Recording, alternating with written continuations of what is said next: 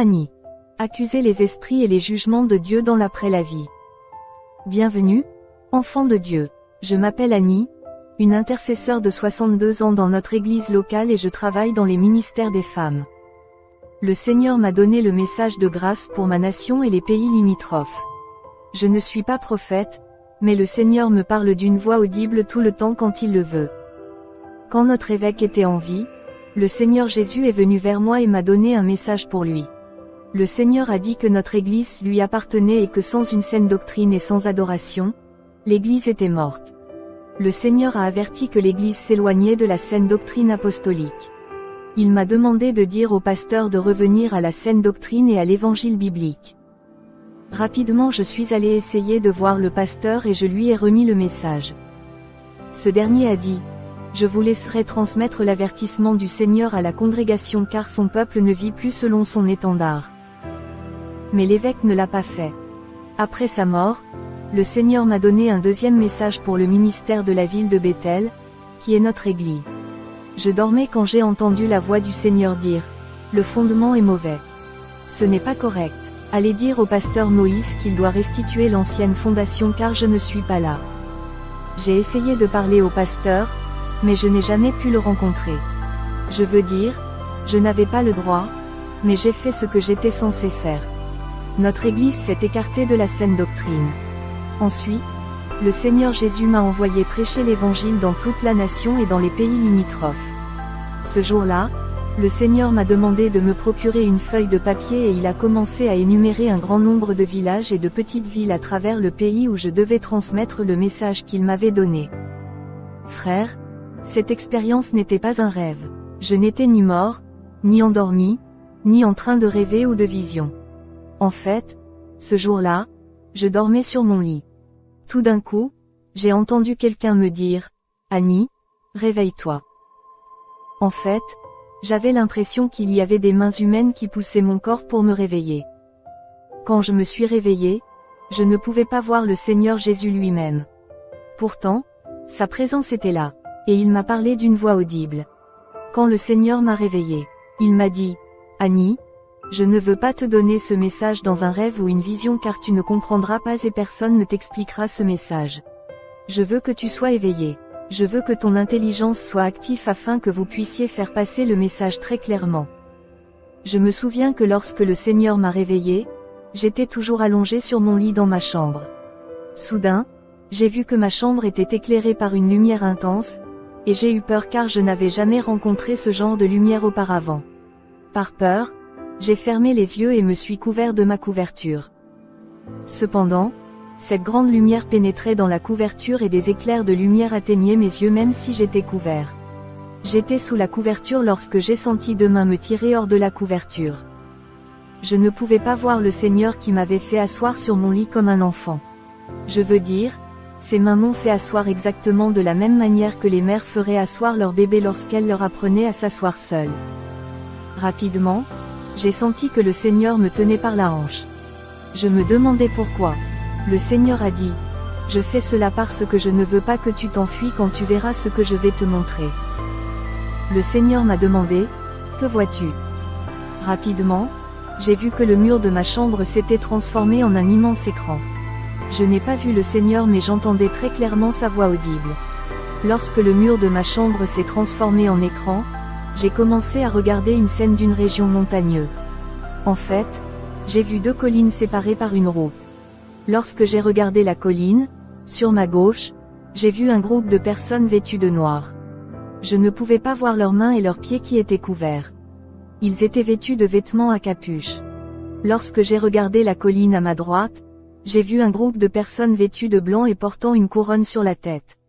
J'ai été stupéfait par l'éclat de leurs vêtements car je n'ai jamais vu ce genre de couleur blanche sur terre. Le Seigneur dit: le groupe de personnes que vous voyez et qui sont vêtues de noir sont des esprits géants de l'enfer. Ce sont les esprits accusateurs. Chaque fois que mes enfants ne parviennent pas à se séparer du monde, et lorsque vous gardez la propriété de l'ennemi, lorsque la mort vient, tes actes te suivront et l'accusation des démons s'élèvera contre toi dans l'au-delà. C'est l'appel à la séparation du monde et des choses du monde car celui qui a aimé le monde l'amour du Père n'est pas en lui. 1 Jean 2h15. Le Seigneur a dit: Les personnes vêtues d'un blanc resplendissant sur le côté droit sont mes anges qui conduisent les vainqueurs au lieu de repos du paradis de Dieu. Le Seigneur a dit, le message que je vous donne est dans le livre de l'Apocalypse. Je viens bientôt et mes récompenses avec moi. Le point secondaire de ce message est le voyage entre la vie et la mort. Le Seigneur dit, je vous montrerai le chemin des morts, car chaque fois qu'un homme mourra sur la terre, il marchera seul sur ce chemin.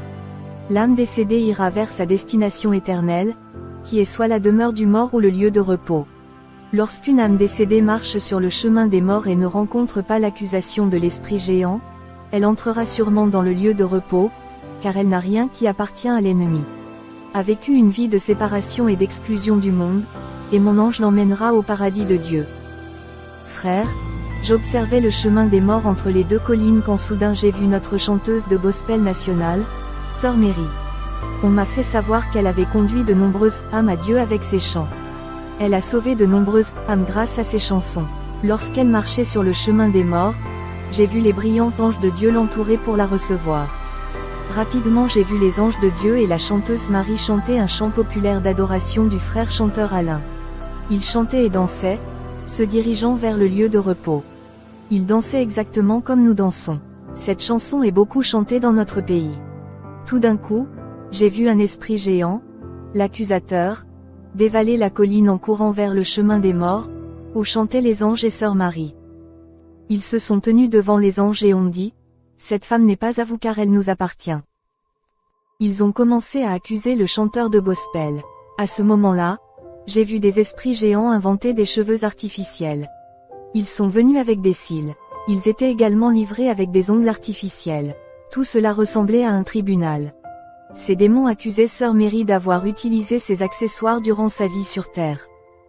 Ils dirent aux anges de Dieu, « Ce chanteur a utilisé notre propriété sur terre.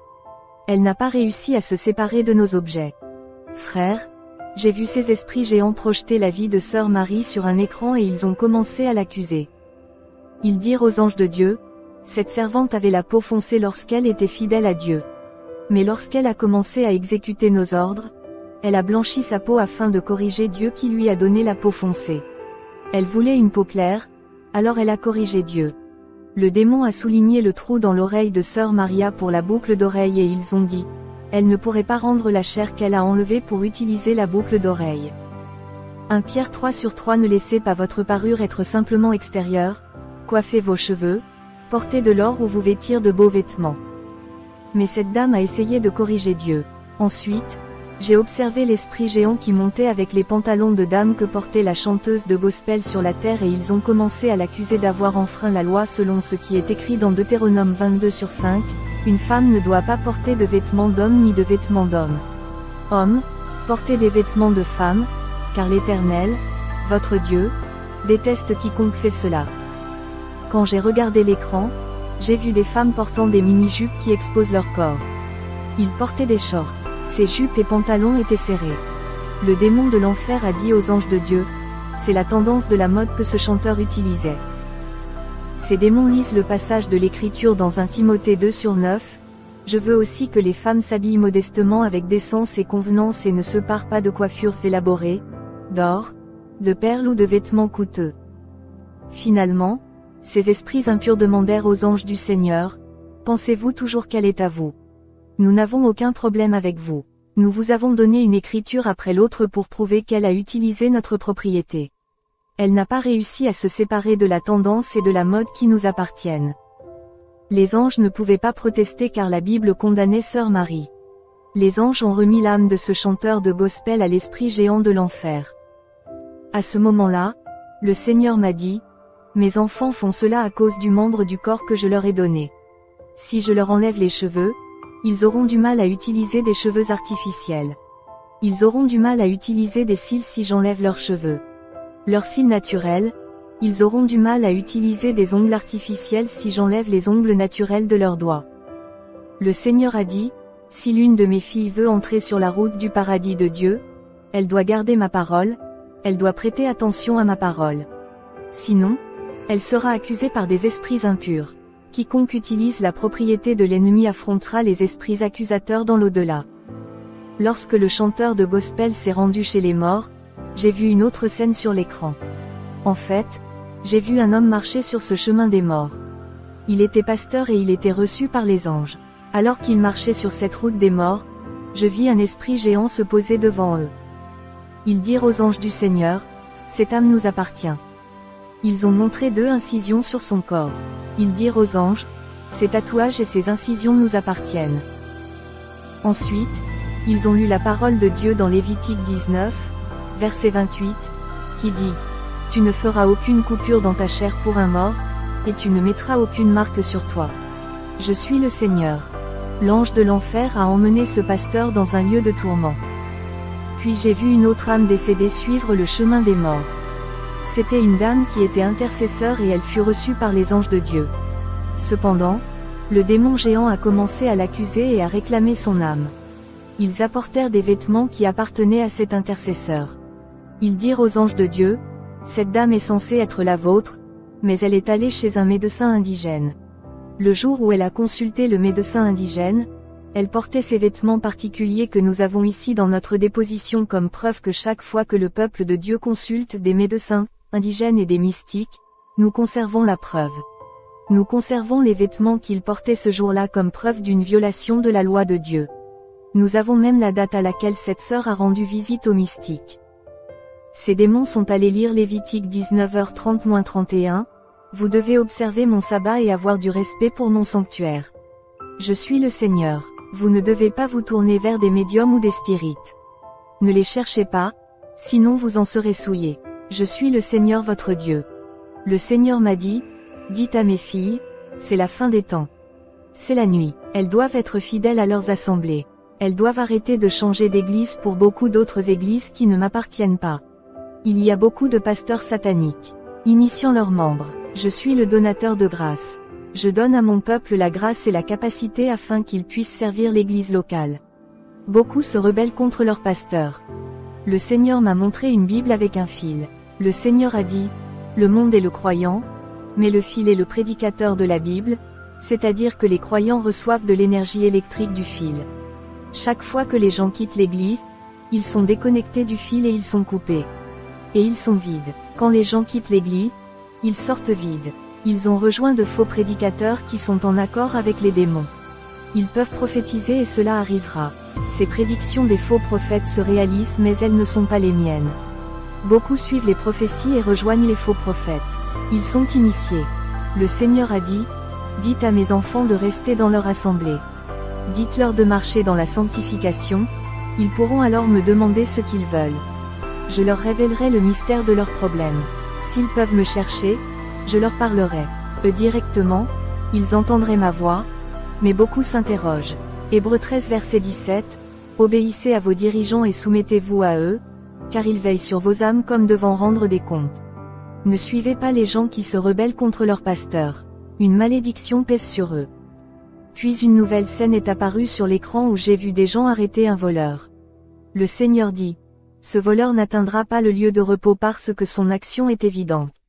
Mais il y a des gens qui sont des voleurs en termes de mesure et de comptabilité. Ils sont malhonnêtes. Ce sont des vendeurs qui veulent faire plus de profit. Résultat, ils volent leurs clients. » Lévitique 19h36, « Vous aurez une balance honnête, des poids honnêtes, un épha honnête et un achien honnête. Je suis l'Éternel, votre Dieu, qui vous ai fait sortir du pays d'Égypte. » Puis une scène est apparue à l'écran. J'ai vu un homme qui avait été battu à cause de la sorcellerie. Il a tué de nombreuses personnes. Le Seigneur dit, « Oui, c'est un sorcier, il a tué des gens et il va à la demeure des morts. Mais il y a aussi des sorcières que je veux vous montrer car elles tuaient des gens. Ce sont des gens qui tuent des bébés par l'avortement et la contraception. Ce sont des sorcières, on ne sait pas combien d'enfants innocents ils ont tués. J'ai dit à l'humanité dans la Genèse de se multiplier mais de ne pas tuer par l'avortement et la contraception. » Dans Genèse 38/8, Judas dit à Onan, « Va vers la femme de ton frère, épouse-la, et suscite une postérité à ton frère. » 9 Et Onan savait que la semence ne devait pas lui appartenir, et il arriva, lorsqu'il entra chez la femme de son frère, qu'il le répandit par terre, de peur qu'il ne donne de la semence à son frère. 10 C'est ce qu'il faisait déplu à l'Éternel, c'est pourquoi il le tua aussi. De même, de nombreux hommes éjaculent en dehors de leurs femmes. Le Seigneur a dit, allez dire à mon peuple que je ne suis pas content que les hommes éjaculent et répandent leurs semences hors du corps de leurs femmes et que je ne suis pas content de l'avortement et des méthodes contraceptives, y compris les préservatifs. C'est un crime. Alors le Seigneur dit, laissez-moi vous montrer comment on avorte. J'ai vu sur l'écran de nombreux bébés avec beaucoup de sang dans la bouche. Le Seigneur a dit, le sang que vous voyez est le sang qui sort de la mère lorsque la mère avorte. Puis j'ai vu un autre bébé avoir des médicaments dans la bouche. Le Seigneur a dit, cela s'est produit lors d'un avortement lorsque la mère prend des médicaments pour avorter. Le Seigneur m'a alors montré un bébé tenant une pilule et un contraceptif. Le Seigneur a dit, que le bébé soit tué par avortement ou par contraception, nous sommes confrontés à la même situation. Ceux qui tuent par l'avortement ne sont pas différents de ceux qui tuent par la contraception. Ce sont tous deux des meurtriers. Le Seigneur a dit, les bébés avortés ne sont pas différents des bébés victimes de la contraception. Ce sont tous des êtres humains. Le Seigneur a dit, les mathématiques des enfants sont entre mes mains. C'est pourquoi je suis en colère contre celles qui avortent et utilisent des contraceptifs.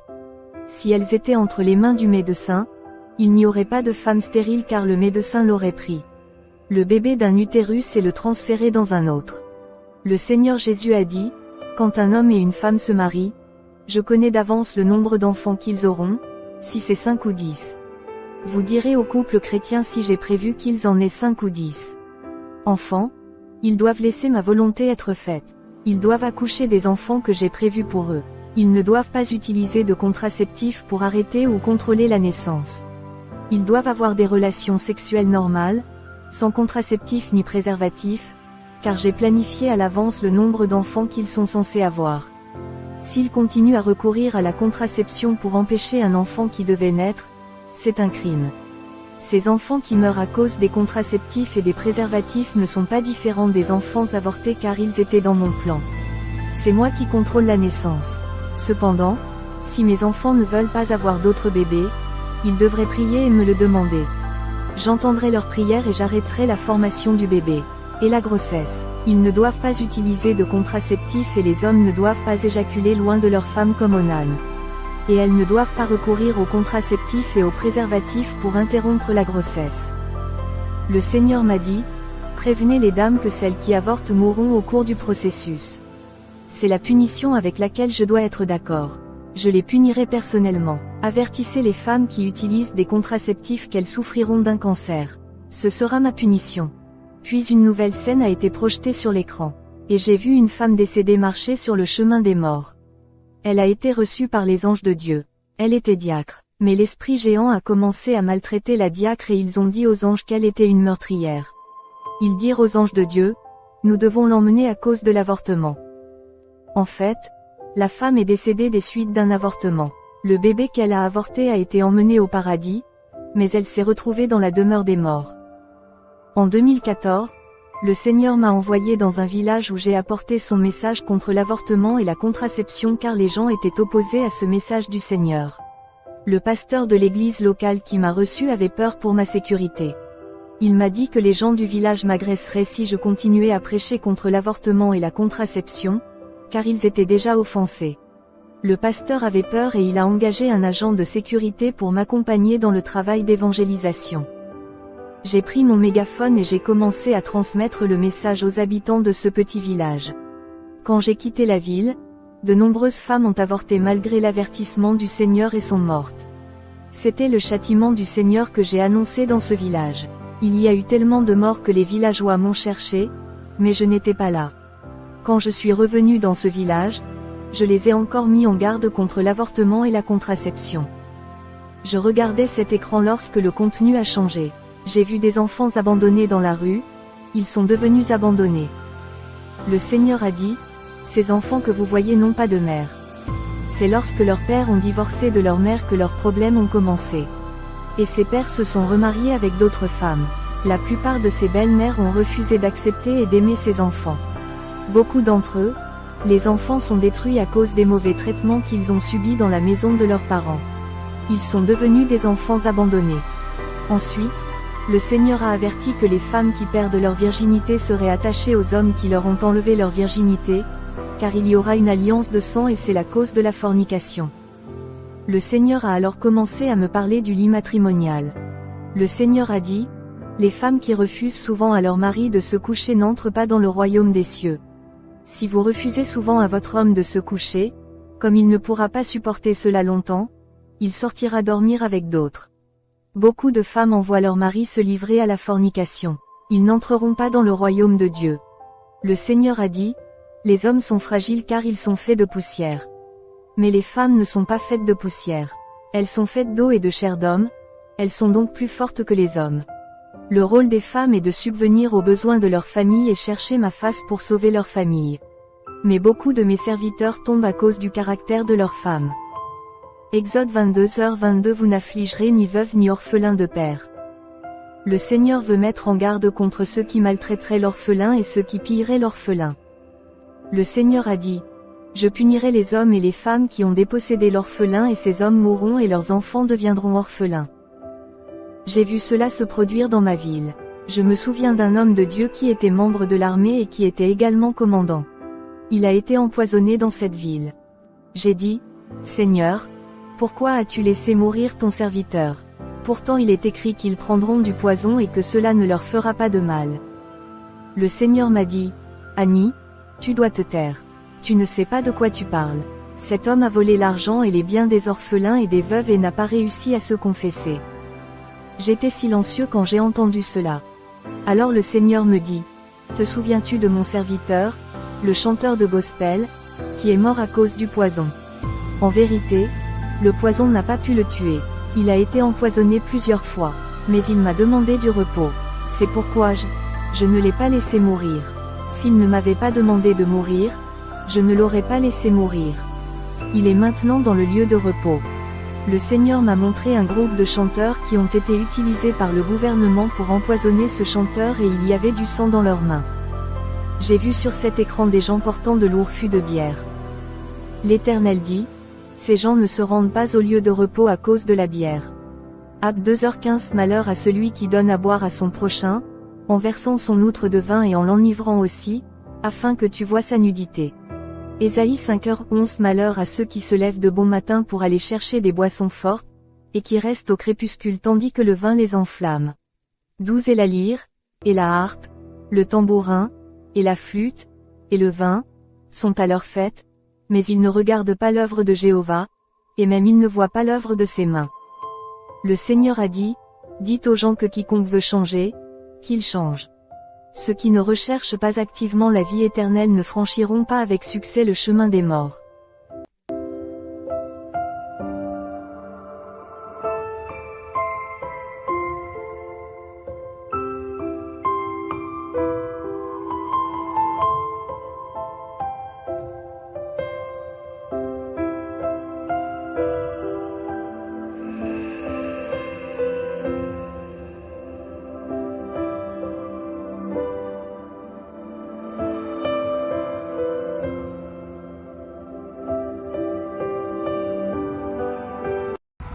Shalom, shalom mes bien-aimés, soyez richement bénis. Que la grâce de Dieu soit avec vous. Je suis votre frère Israël de la chaîne Jésus Seul Médiateur TV. Maintenant, je vous informe à partir d'aujourd'hui que, à compter de maintenant, que nous allons changer le nom de la chaîne. Voilà, elle a passé de Jésus Seul Médiateur TV à Église Baptiste Ciel de Gloire. Donc quand vous allez voir Ciel de Gloire, ne soyez pas étonnés, c'est toujours votre frère Israël qui gère toujours la chaîne, qui gère toujours la même chaîne Jésus Seul Médiateur TV. Voilà, seulement que c'est le nom qui change. Le nom qui change, nous allons prendre maintenant le nom du ministère pour mettre sur la chaîne. Selon que le Seigneur nous a permis, nous l'a demandé, nous l'a mis à cœur. Voilà, donc soyez richement bénis. Vous allez voir à chaque fois Ciel de gloire, ciel de gloire, ciel de gloire, ciel de gloire, ciel de gloire, ciel de gloire. Parce que notre but, c'est de conduire les âmes au ciel. Notre but, c'est d'envoyer les âmes au ciel. Nous avons pour la vision d'envoyer les âmes au ciel. La vision de propager la gloire de Dieu par toutes sortes de miracles, des prodiges, des signes. Donc, ciel de gloire. Le ciel de gloire. Notre but, c'est qu'un jour, nous soyons au ciel de la gloire du grand Dieu. Donc, soyez richement bénis.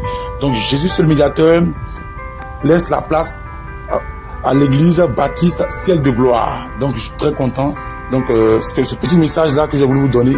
Que Dieu vous bénisse abondamment, abondamment. Et shalom, shalom, shalom, shalom, shalom, shalom, shalom, shalom.